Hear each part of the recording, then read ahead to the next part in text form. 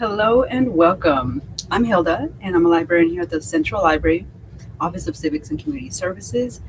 Today we have End of Life Planning 101 with Elisa Fornere from PAWS.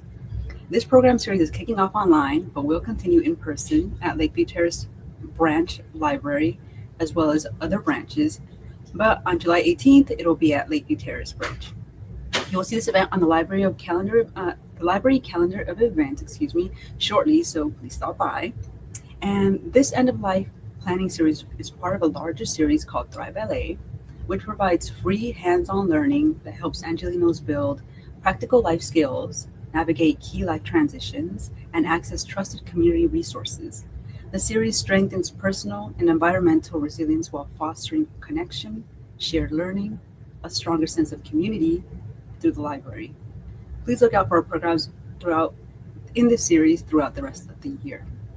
We will have a brief Q&A session at the end of the presentation, so please put your questions in the chat and they will be answered then. And last note, this program is being recorded, so if you miss any part of it, make sure to watch a playback on the library YouTube channel. So I will now hand it to Elisa. Thank you.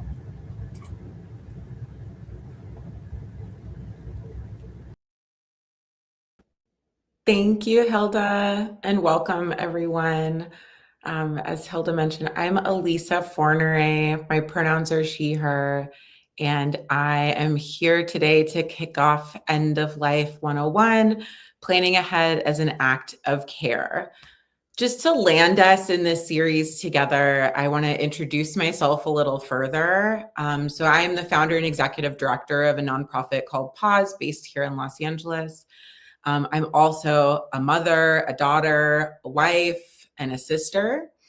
I am a gardener. I am really exploring getting outside and into the garden again for the second time this summer. I'm also a cookbook lover and recipe tester, and a little foreshadowing, the food that will bring me joy at the end of my life is French fries, and there's context for that later. So I would love for anyone here to share a little bit about yourself. I'm always curious, I talk about death, dying, and grief every single day for work, and I'm always curious about how folks end up in the room with us as we do this work. So I'd love to have you share your name, how you ended up here today, what intrigued you about this, and for you to answer the question in the chat, have you done any end-of-life planning? The answer for you might be that you've done a lot, maybe a little, but not everything you plan to get done. Maybe you feel like you've done nothing at all and you're here to kickstart the process. And maybe I added this for today. Maybe you're not sure. Maybe you're hoping to get to the end of this and realize maybe you're more prepared than you thought. And there are some things that you've done or taken care of that are relevant to getting your affairs in order and taking care of the folks around you and yourself when it comes to end of life. And then we always bring food and nourishment. And, I studied communal eating and how that creates community for folks. So we always bring food to the table when we're talking about death and grief. So my question today is, what food would bring you comfort at the end of your life? What would you want to have that would put a smile on your face, that would jog a memory, or that would bring you joy? Feel free to share in the chat or share with me after any of this information. And a little bit more about PAWS as an organization. So PAWS will be taking folks through this 12-part series, and this is really rooted and born out of our organization's mission, which is to create spaces that produce safe, culturally specific, and expert-informed grief and end-of-life resources, particularly serving communities of color. So our work really lands at the intersection of grief support and how we show up for folks who are grieving and what resources are available. End-of-life education. So what are the options at end of life? What are the resources that are out there? And how, for us, it's incredibly important as an organization working with our partners to catch folks as far upstream as possible so that they continue to feel supported all the way through their death, dying, or caregiving experiences and into grief and bereavement. We also live at this intersection of grief and end of life and community care. So how does planning ahead, how does talking about grief, how does talking about end of life, and how does planning for all of this result in stronger communities, stronger bonds, and better well-being for the communities that we each sit within? And then also rest and healing. So our work really centers around not only how we can take action when it comes to end of life and grief and death and serious illness, but also we center this idea of how do we also find rest? How do we find healing? And how does grief intersect with that? How do we find rest and healing as caregivers, which some of you today might identify as? And how do we think about this not just as we're ticking boxes to make sure that everything is settled for the end of life, or to make sure that we have our affairs in order, but also to make sure that we are able to care for folks and ourselves and also rest and be think grounded throughout the experience of having these incredibly challenging and complex conversations. So we as an organization believe that planning ahead is not about fear. We hope that it's not sparked for you because of a fear or a lack or what you haven't done that you're afraid you're going to not leave behind or leave in order for someone, but more so to approach it with this mindset of having clarity for the folks that you are either caregiving for or that you will leave behind, dignity so that you can ensure that whatever you plan ahead for the future actually respects the wishes that you want and allows you to die and be cared for in a dignified manner.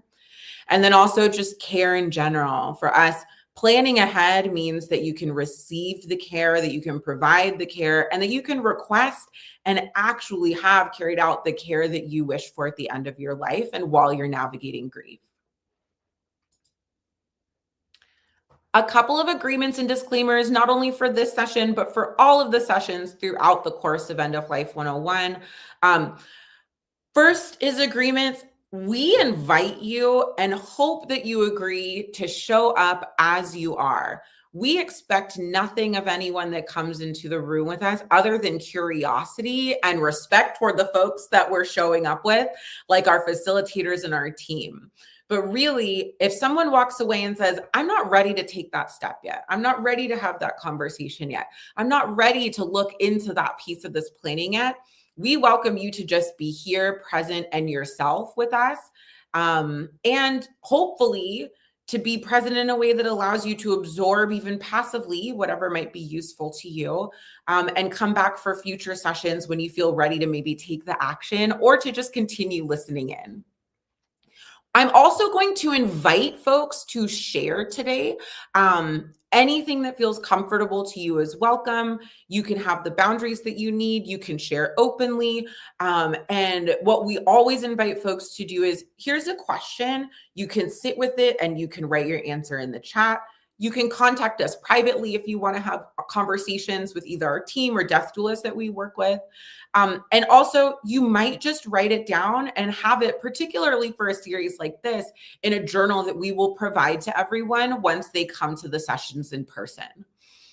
We also just want to honor and acknowledge that there is a deep complexity to how grief and death and health and identity and access to care and resources show up in LA and, of course, across the US. So when we talk today, there might be generalizations, or when I speak today, there might be generalizations of how you might be able to access something. But you might say, there's a reason that I can't gain access through that channel, or I don't know if I'd be able to work with a provider like that, or I might need a different kind of accommodation, resource, or path to actually taking care of myself in that way or making those plans. And if we're anything, we're all about that. We're about ensuring that folks are met with the needs, are met with the resources that actually reflect their needs, their lived experience, and what you're looking for to make you feel most cared for as the individual that you are. So if I'm speaking about something and you say, oh, I feel like that would be really useful, but I might need a little tweak to it, that's what we're here for. That's what our resource list is here for. And that's what our partners are here for. The last disclaimer that I want to make is that this is an educational space. This is not legal or medical advice. That said, as you'll see in the following sections, as I go through what the rest of the year is going to look like, we have many referrals to connect you to. Some of those referrals might be platforms or resources or software or technology. Some of it might be humans and actual providers.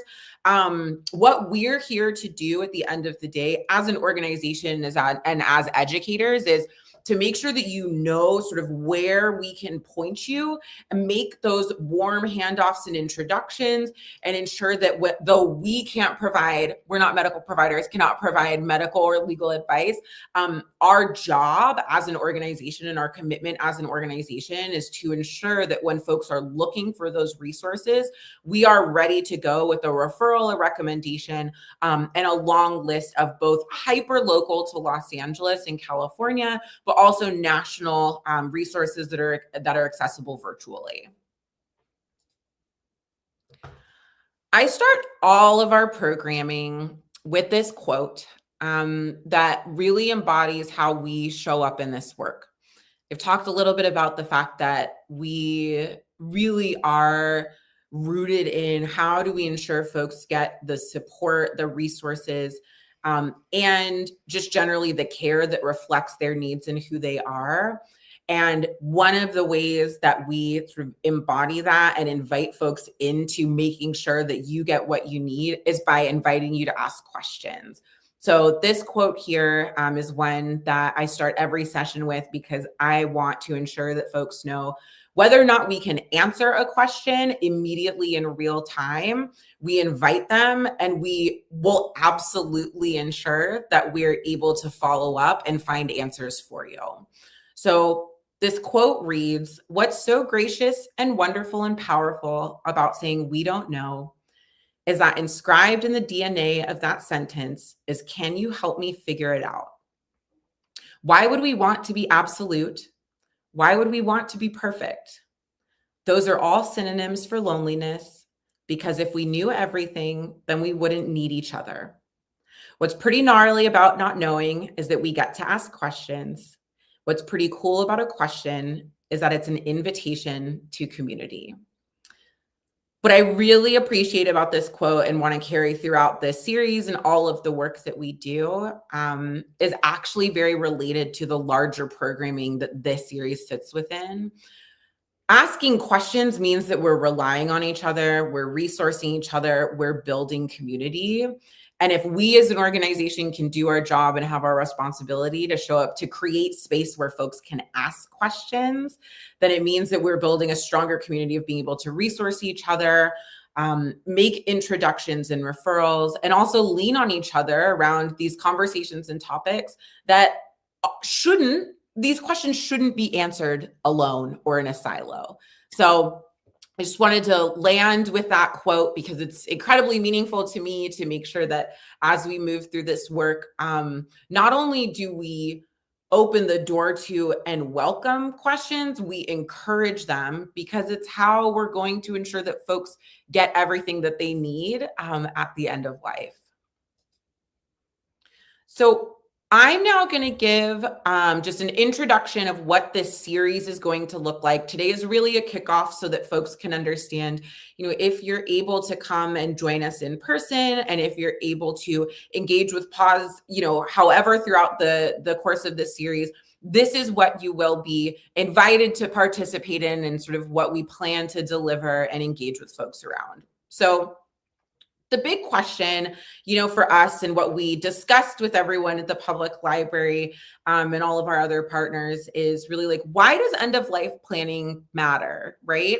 People avoid it for a lot of different reasons. Just saying the word death, just saying the word grief, just talking about illness and health and dying it's something that a lot of people avoid for many different reasons. It can feel overwhelming to think about something that maybe to you or folks in your family feels taboo or feels inappropriate based on your culture or feels inappropriate based on who you typically have conversations with about your health, your community, and your well-being. It might feel overwhelming because the list might feel so incredibly long of things to do and things to think about, and things that you want to make sure are in order. It also might feel really scary. It is not abnormal to feel like the thought of dying, the thought of not being around your loved ones anymore, the thought of not being able to, conduct your life at your full capacity, like that can feel incredibly, incredibly scary and is deeply validated and affirmed in all of the programming that we do. And so, I just want to validate and affirm to folks that there are reasons that we avoid planning that are very normal and typical, but also what we're here to do is to sort of turn that around, right? So we also might avoid it because we think that we have more time. We might think that's not going to happen till I get older. My parents aren't that old yet. The person that I'm caring for isn't that sick yet. So maybe we don't have to do this quite yet, and we have a little bit more time. And just this general lack of, I think, accepting that like we are all going to die and could die at any moment is incredibly, incredibly powerful to sit with, let alone then take action around. So we think we have more time at times. And then also we might just not know where to start.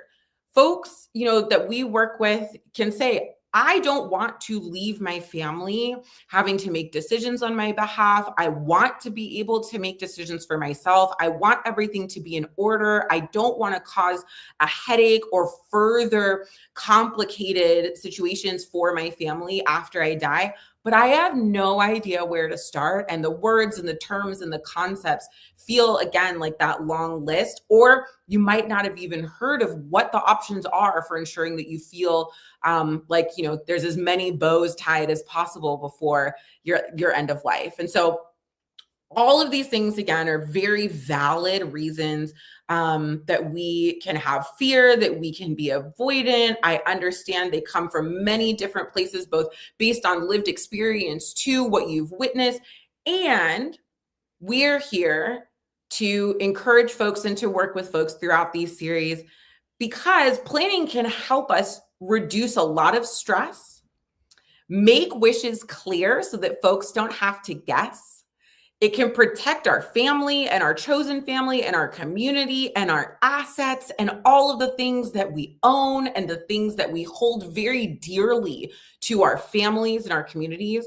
And it also can create a peace of mind. Knowing that you've taken these steps can mean that you can let your shoulders down a little bit. Know that there are some answers for folks after you die or you get to a point where you can't communicate your wishes anymore.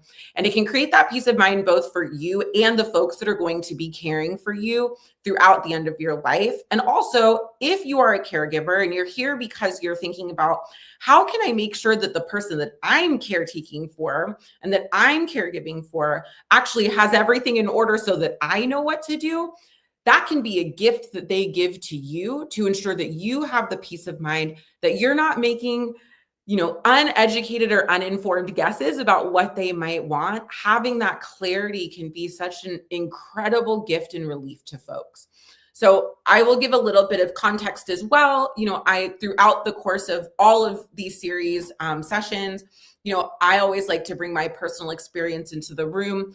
I stepped into end of life and grief work, not because I was a 5-year-old answering the question of what do you want to be when you grow up? And I said, I want to run a nonprofit and talk about death and grief all day. I stepped into it because my mother, Deborah, unexpectedly died. This will be 11 years ago.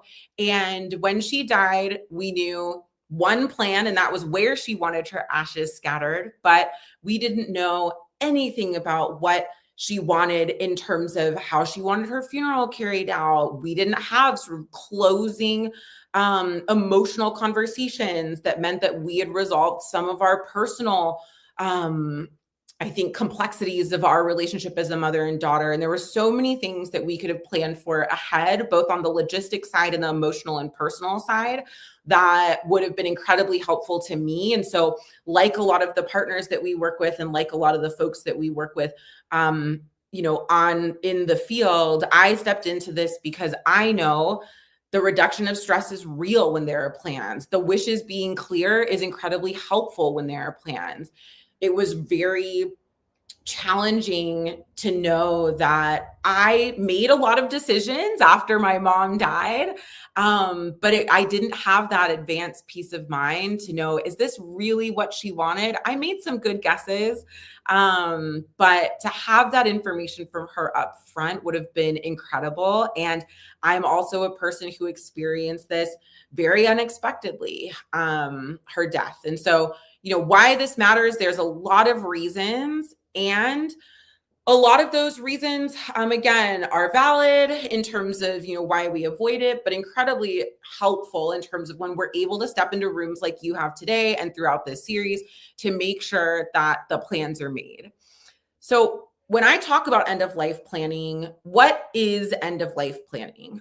So what I'm referring to and what we'll talk about over the course of the series is making decisions ahead of time, in advance, proactively, and in some cases, depending on where you're at, there might be plans that can be made reactively to a diagnosis or an emergency, but really what we're talking about is making plans ahead of time about medical care and decisions around that, decision making, who will make the decisions and what decisions need to be made, legal and financial matters, anything about what legal decisions need to be made, financial issues that might arise or financial situations that might need to be sorted between family members or otherwise, caregiving decisions, making plans about what do you want your caregiving to look like? Who do you want your caregivers to be?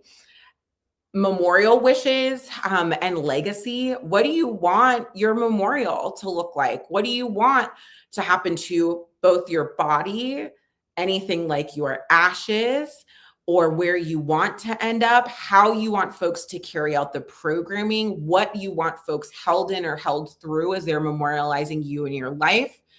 Also digital assets. So that might be, we're planning to think about what happens to all of your social media, all of your financial and legal, anything related to that around passwords, documentation, anywhere that information is stored. So anything digital, where is the planning done and where is that information documented? But then also what happens to all of that information and how might it even be used to inform the memorialization of you after you've died? And then family support. So what does it look like for your family to be supported? What does it look like for your family to support you at the end of your life? And then also, what does it look like for your family to be supported after you've died around grief support, mental health support, or their relationship to the medical system or anything legal, financial, et cetera, that comes up?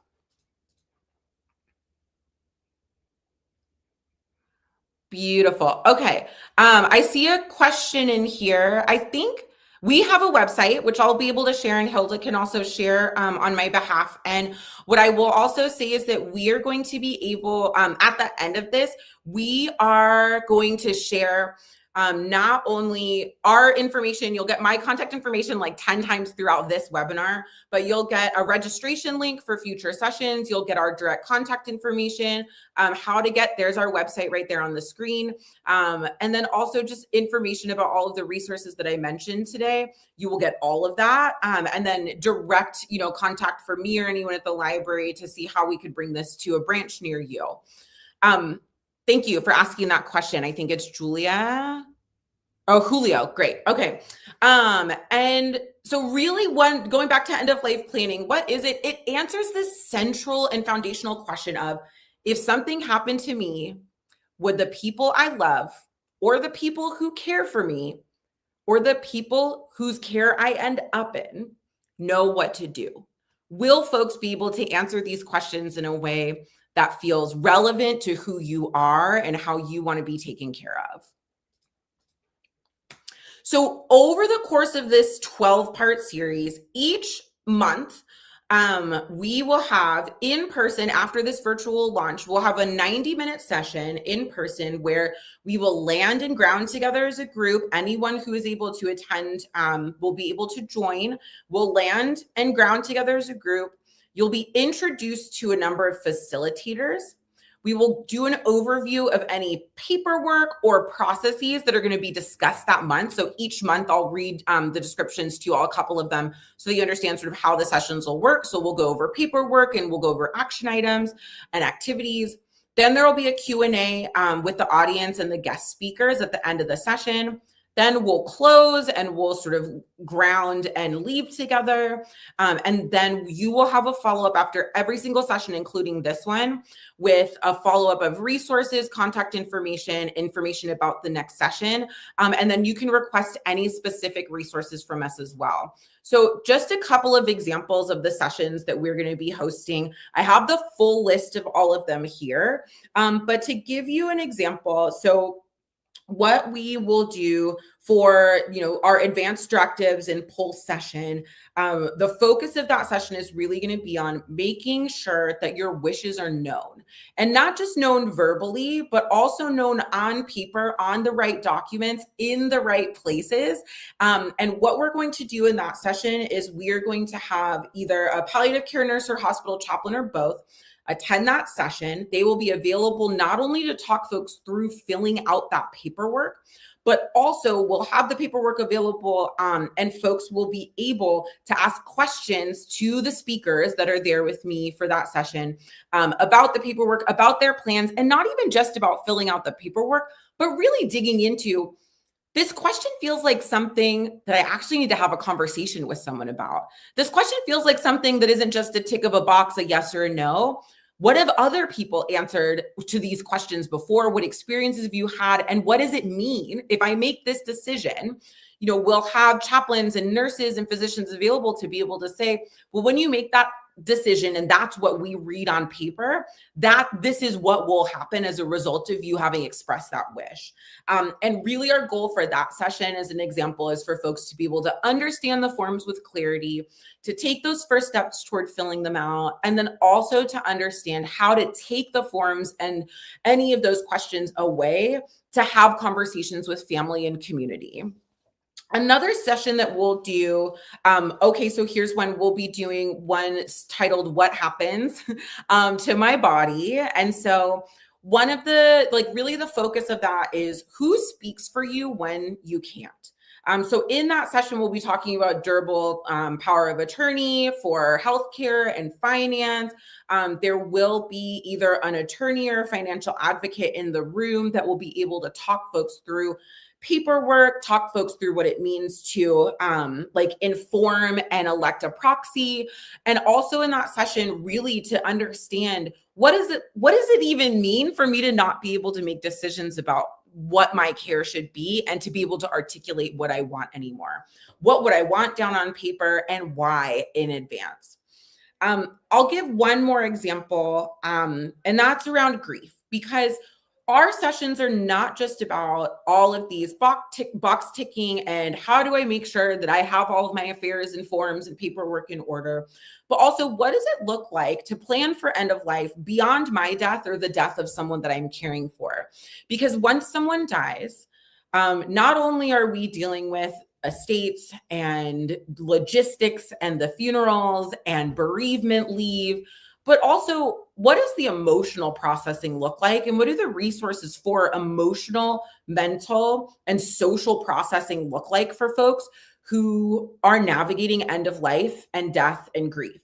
So one of the sessions that we have is specifically around grief plans for families and chosen family. The focus of that is how do you ensure and how do you plan for the folks in your family, chosen family, friends groups, and community groups to feel taken care of with support in your absence? So a couple of things that we'll do in that session with a grief counselor and therapist is we will be able to go through things like writing letters, goodbye letters, request letters, and just sort of like closing letters to friends, family, loved one, healthcare providers, anyone that letter writing could be done for to support folks through grief processing, and then also a grief support worksheet. And through those grief support worksheets that we offer and bring to the table in sessions like this, it really is about understanding what resources might already be in place, what might be useful to the folks in your community, what might be in your area that you don't know about that you want to ensure maybe your young children all the way up to folks that, your grandchildren, your parents, your caregivers, the folks that are in your friend circle that might be looking for grief resources after you've died. What is available out there for them that you might not even know about that we can start to dig into that would be useful for you. So those are just a couple of examples. You can see the full list here. We'll have the full list of programming with dates, times, and locations for all of the branches that have opted into this available. And Hilda will be able to share a link that you'll be able to put in your information, and that will not only get you all of the information about the follow-up sessions that'll take place at all of the different branches, but also you will be getting, with that, if you give us your information, we'll be able to send you all of the follow-up resources that I mentioned earlier, and I'll go over them again at the end. I did want to mention that there are 2 other series that we're doing. One of those series, thank you so much for sharing that link.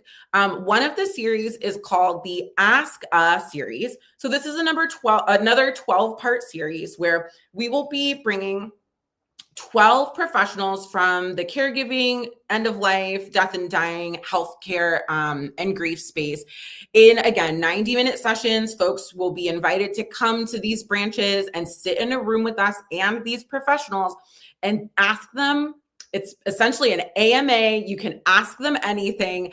We'll be having a brief conversation about what their role is in the end of life, grief, mental health, and healthcare sort of like realm. And then from there, folks will be able to ask a question. So we'll have some prepared questions, but also maybe you've thought about hospice, but you have no idea what it might be like. You want to actually hear from someone who works in hospice, what the experience might be like for someone. You want to ask questions that you don't want to Google and that you actually want to talk to a person about. Come to our hospice session. Maybe you've heard of a death doula and you have no idea what they are, but it would be really incredible to talk to one in person and to ask questions that maybe Googling or the internet or friends or family aren't able to answer for you. We will have death doulas at multiple sessions, but we will have a death doula session. And then another benefit to this is really for us, it's not only about making sure that folks in community can get their questions answered, but to also see the breadth of people that can support you in your end of life, grief, and healthcare journey. None of this can and should be done alone. It is incredibly complex to navigate all of this, and the resources are out there. And again, our goal and the purpose of our organization is really to ensure that folks say, I know I'm going to have to plan a funeral one day, and maybe my family doesn't actually have a funeral home that we've gone to for a long time, or having the type of funeral that my family has had in the past is not what I want for myself. How can I start to seek local resources and folks that I can talk to get answers to questions, and also to just understand what is out there to support me while I'm navigating grief and end of life. The third type of session that we're doing is a Grief 101. So this is less about the logistics and the planning. This is less about learning just about the providers. Everyone is invited to all 3 sessions if you can make it to the branches where they're being held.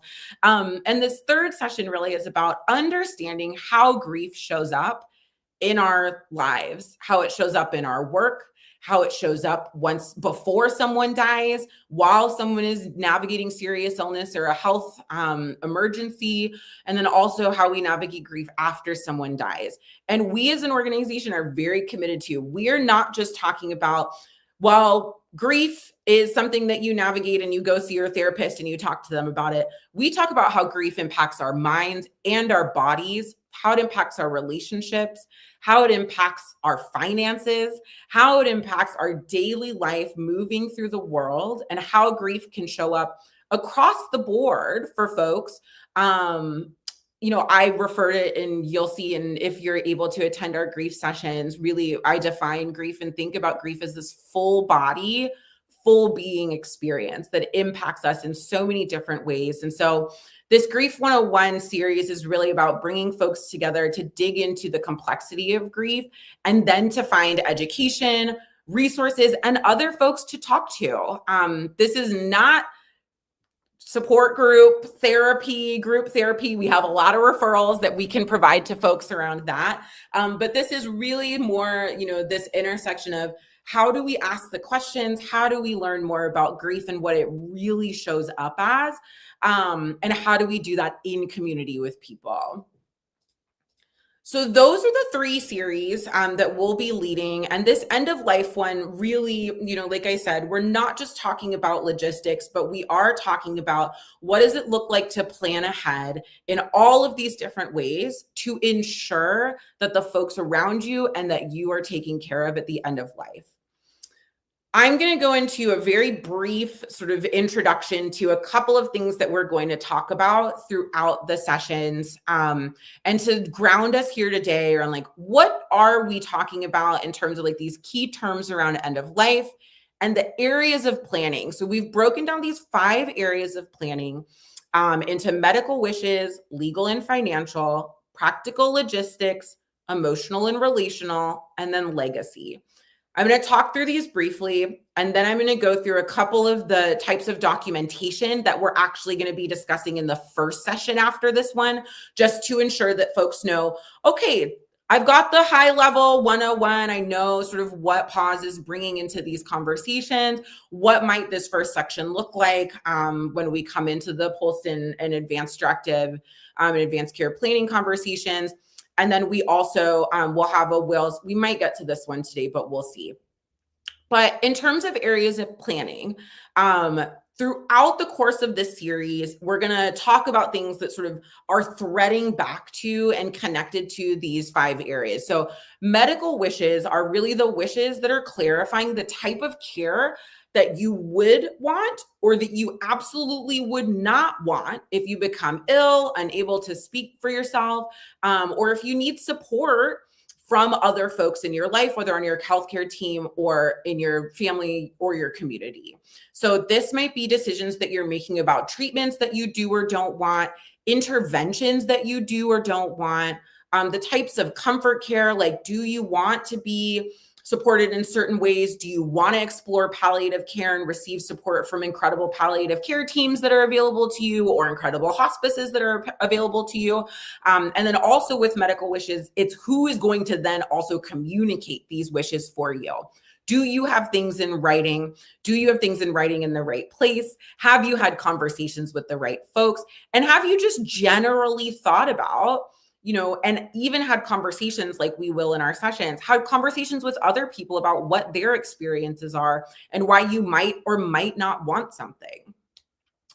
The next bucket that we're tying, some of these sessions to is the legal and financial. So this legal and financial planning is going to ensure that the right people that you want to make decisions can access important resources, documentation, paperwork, and the documentation of your decisions whenever that's needed. I know for me, I'll speak for myself, with my dad, after my mom died, we sat down and had a very deep conversation about this is where the paperwork is, this is who you call, this is the room, this is the state, like this is where all of that is kept, because it means that I now know in whatever state of panic, grief, stress, and also for me, I'm like a deep spreadsheet logistics systems person. So once my brain starts going like, give me an action to do now that something has happened, I will know the first step of everything is here.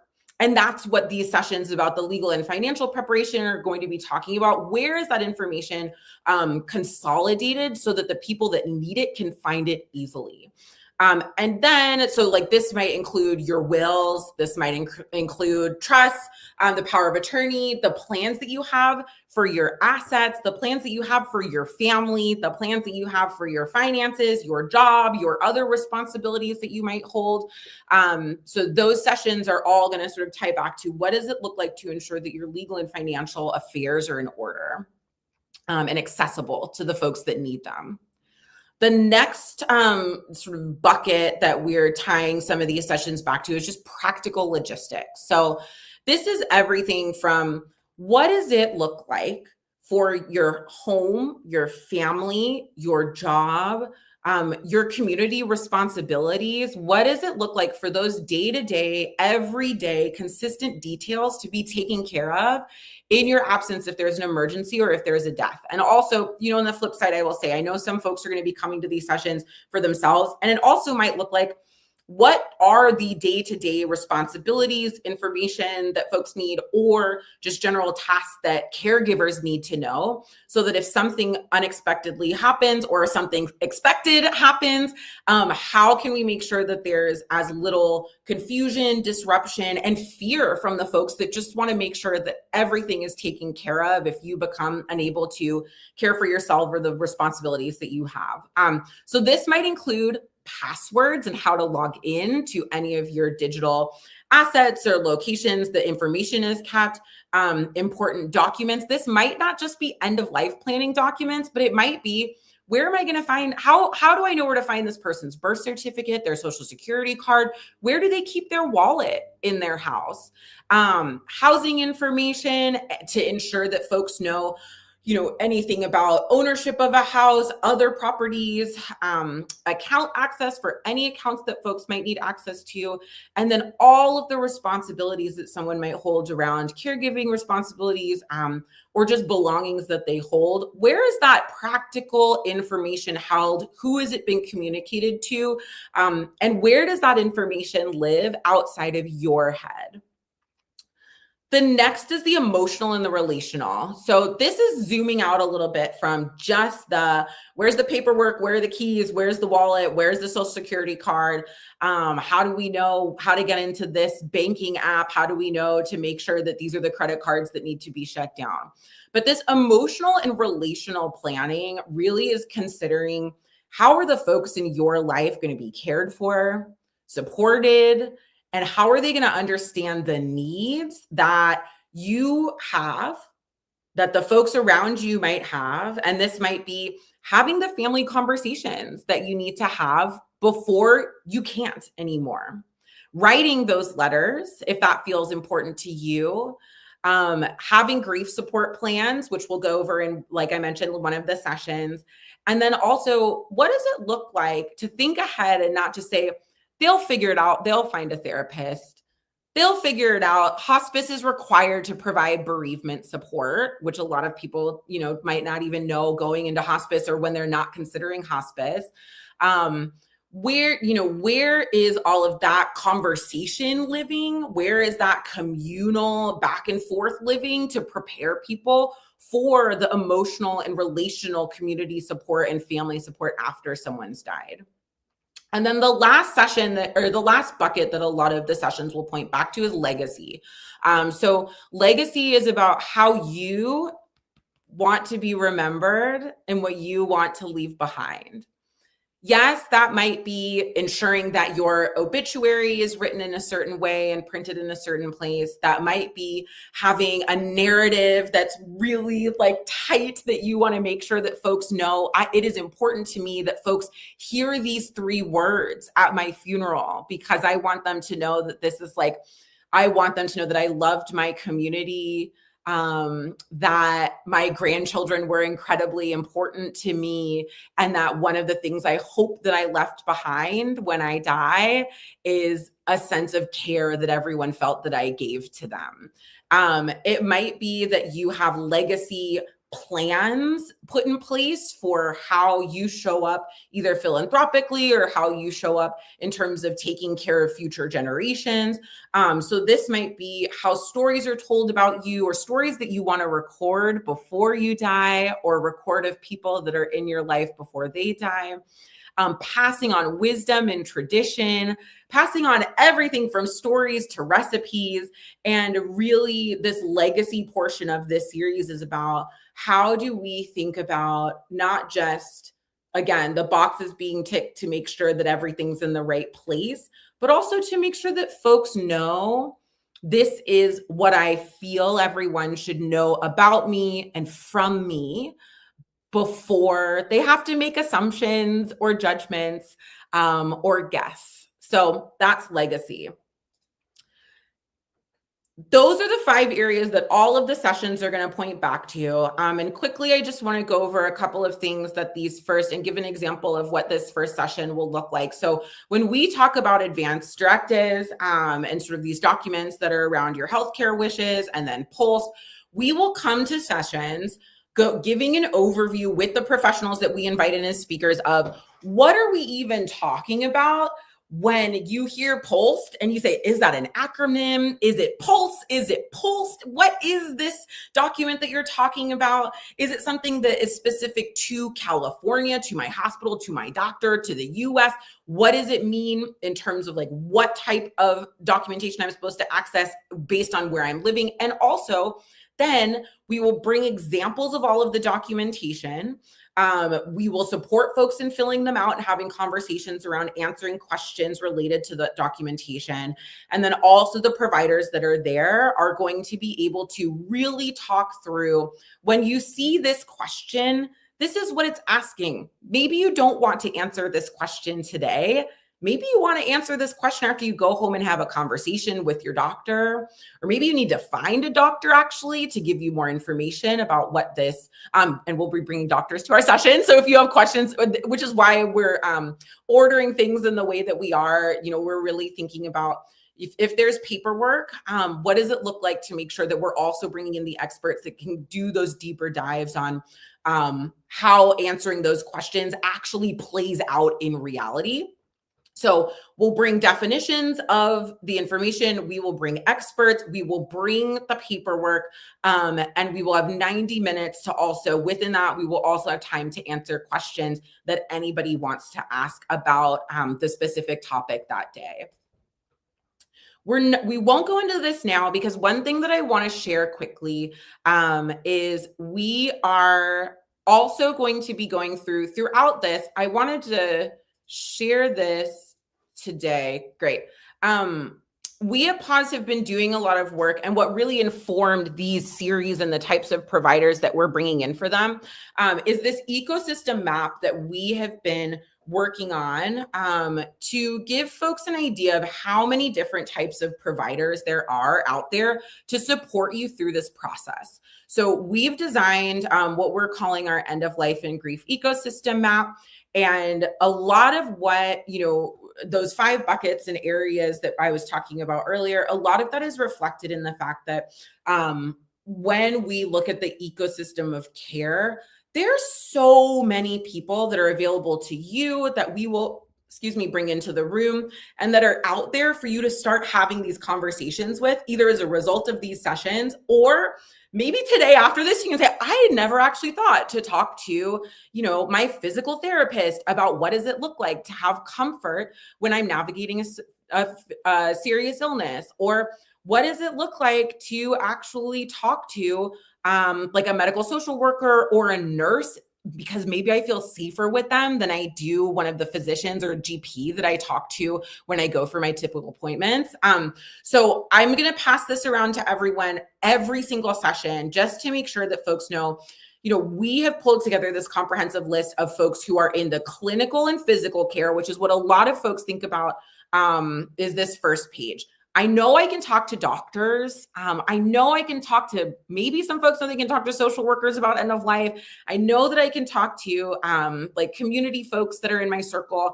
And a lot of folks might say, I know I can talk to therapists, right? Talk therapy, psychotherapy, all of those options might be there. But for us, we also really want to drive home with folks, with the breadth of folks that we're bringing in to these sessions, that there are so many other types of people that can support with grief, end of life, and serious illness. So we are going to be bringing in folks from this spiritual and holistic support realm.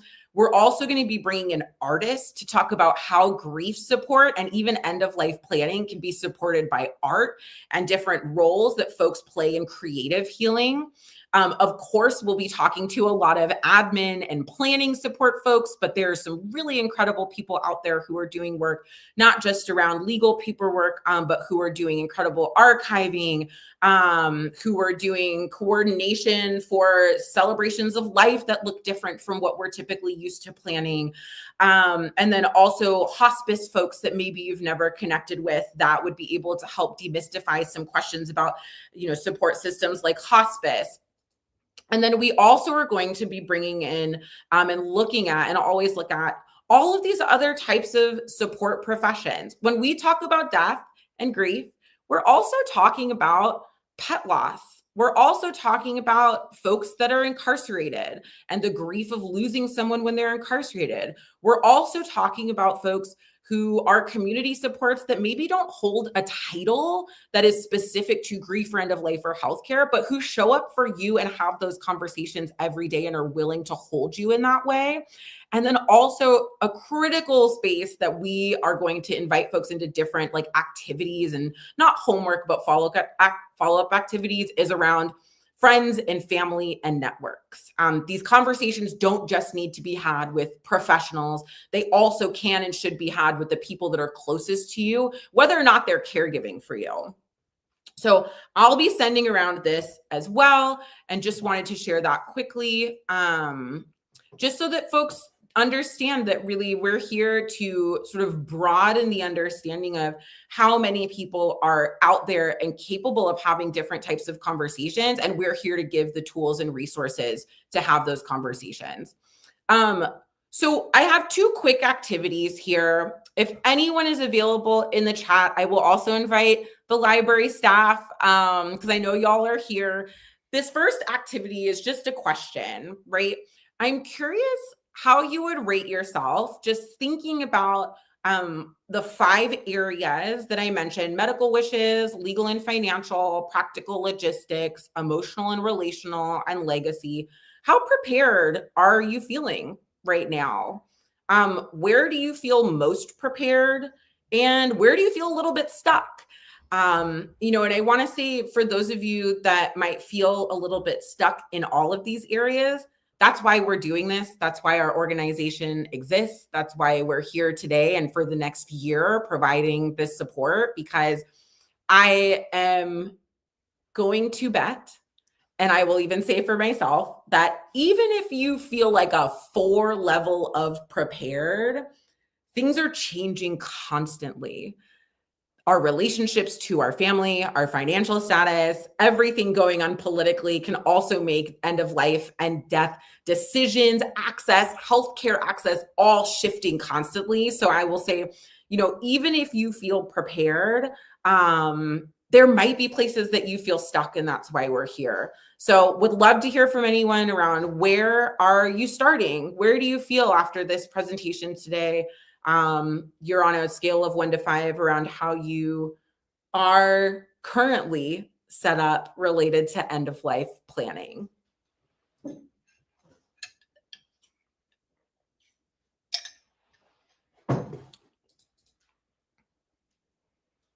Ooh, all right. You know what? Thank you. 1's all around. And I think that's important to acknowledge and recognize. And again, here we go. That's that's why we're here. That's why for us it's incredibly important to start somewhere, and also for us to be able to step in and say, I expect of no one that you're going to come to a session, everything's going to be done, you're going to leave in 90 minutes, and all the bows are going to be tied on your plans. We are breaking this down in a way that's meant to feel drawn out on purpose, because there's a lot of thought, there's a lot of time, and there's a lot of effort that goes into doing this planning in a way that's actually going to get you the results that you need and that you want and that you wish for. And so, if we're at 1s now, my goal is for folks to not even say, I need to get to over prepared by the end of this year, but to say, I want to start something, right? I want to start somewhere. I want to start something. And it's important to at least be able to sit with the fact that there's a lot of places that we can start as well. This last question, and then we'll go into a quick Q&A. But this last question, We will invite folks to answer this probably throughout the series, if not every session, because we're going to be talking about such different topics in every session. But I'd love for anyone to complete in the chat. If something happened to me tomorrow, the thing I most wish my loved ones knew is, and that might be your healthcare wishes. It might be what you want to eat at the end of your life that will bring you joy. It might be that you want them to make decisions on your behalf and that you want to work with them to get those decisions on paper somewhere. It might be that you want them to know what matters most to you or who you want holding your hand if you end up in hospice. I think really just it would be lovely now and throughout all of these sessions if we're constantly brought back to, if something happened, what is the thing I wish I'd yelled from a megaphone to ensure that folks knew this is important to me?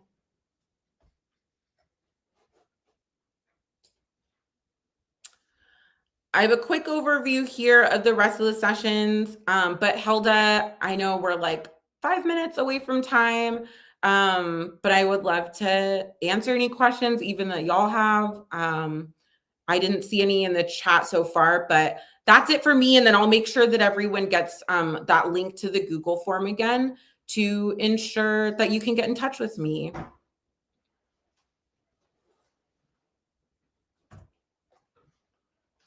Okay, I was muted. Okay.